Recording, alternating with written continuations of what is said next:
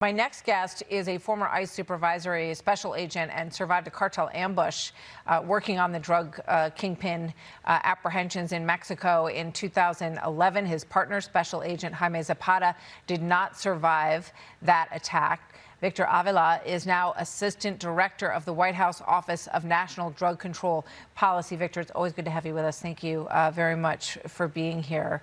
So this is obviously an intensifying, coordinated effort between Mexico and the United States, and we have had that kind of cooperation in the past.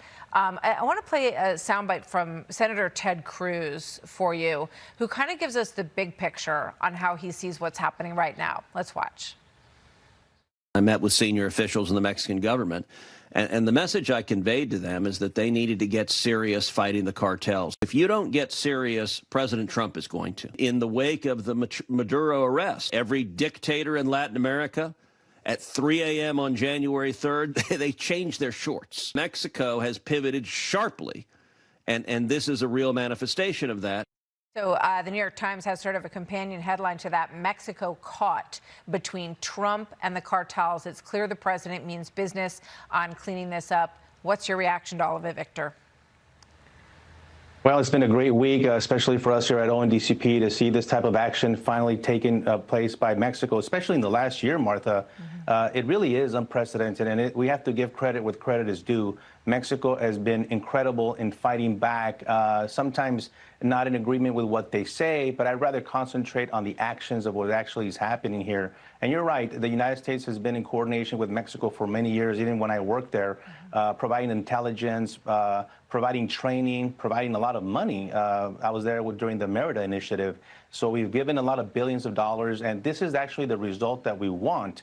Kingpins taken down. And so one of the terms that I use a lot is we have to disrupt and dismantle. Well, this is what we have to do. It doesn't end there, because the cartels have evolved tremendously. You saw the reaction that they took, which is the cartel did, and especially in many states, not just in Puerto Vallarta, but in many states around the country of Mexico. That didn't used to happen before. When El Chapo was taken, it was kind of, part of the business, and it finally happened. But now this is a different type of cartel that we're dealing with. It's not just a drug organization anymore. That's why they're terrorists. Yeah, they have drones and a lot of very sophisticated military equipment. This cartel that is Jalisco New Generation. I hope I said that right, Victor.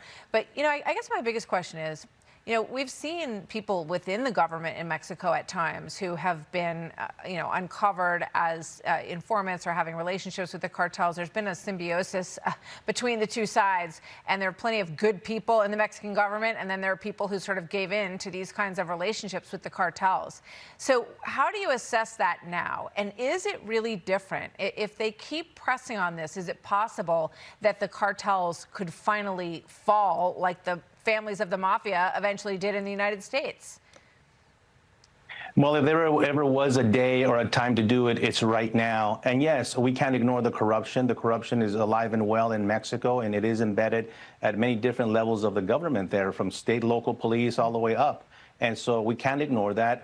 It has to be addressed. And it's a difficult situation for the U.S. because we have to work with the people that are there. This is something that I navigated with on a daily basis when I worked in Mexico, because some of these people, as a matter of fact, one of them was Genaro Garcia Luna, the head of the federal police, who is now in custody in the United States. And that was just the reality that we had to deal with. That reality still exists in Mexico, unfortunately. However, this is the progression. This is the positive way that Mexico is responding, yes, to the pressure, I think, of the United States because of the surrounding circumstances. We saw what happened in Venezuela and many other things. Obviously, all this comes together, but hopefully it doesn't end there. And we want to see them completely dismantled, completely taken out, because the reaction is we could see a flow of drugs and a flow of other types of things coming into our country because of this action taken against them. They're not going to go down easy. No, they are not. Nobody knows that better than you do, having been on the front lines of the drug war.